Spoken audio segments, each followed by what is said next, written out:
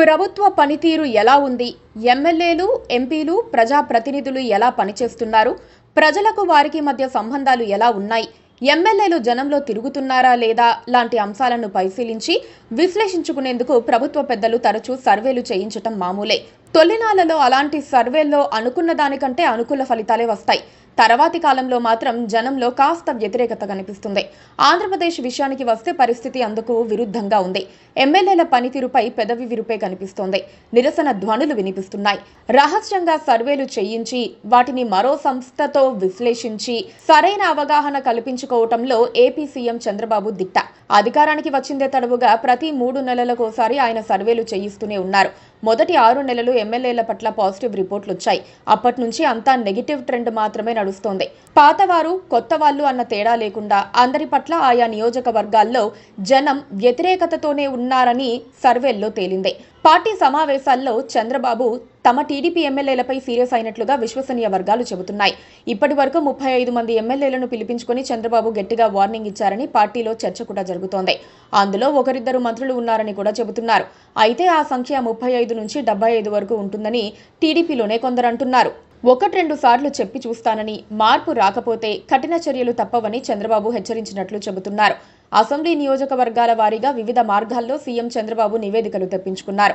ప్రజల్లో వ్యతిరేకత ఎదుర్కొంటోన్న ఎమ్మెల్యేలు, మంత్రుల్ని పిలిపించుకుని వారిపై అవినీతి, దోపిడీకి సంబంధించి నివేదిక అందజేసి సీరియస్గా క్లాస్ తీసుకుంటున్నారు.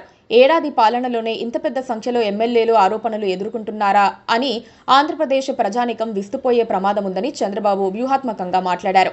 1-2 రోజులుగా కొందరి పేర్లు కూడా టీడీపీ వర్గాల్లో నానుతున్నాయి. Ongole MLA Damacharla Janardhan Rao, Anantapur urban Daggubati Prasad, Ponnur MLA Dhulipalla Narendra Kumar, Allagadda MLA Bhuma Akhila Priya Reddy, Gurazala MLA Yarapathineni Srinivasa Rao, Tiruvuru MLA Kolikapudi Srinivasa Rao, Tadikonda MLA Sravan Kumar సహా పలువురి పేర్లు బయటకొచ్చాయి.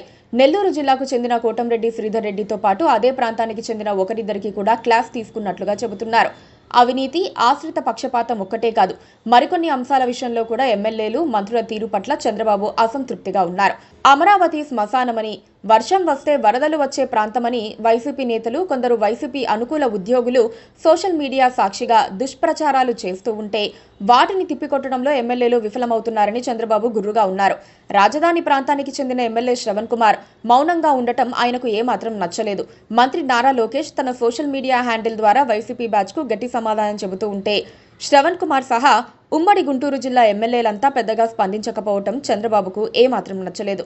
ప్రస్తుతానికి వదిలేస్తున్నానని, ఇకపై క్రియాశీలంగా ఉండాలని ఆయన మరోమారు హెచ్చరించారు. Please subscribe to KTV Telugu. KTV Telugu. KTV Telugu channel.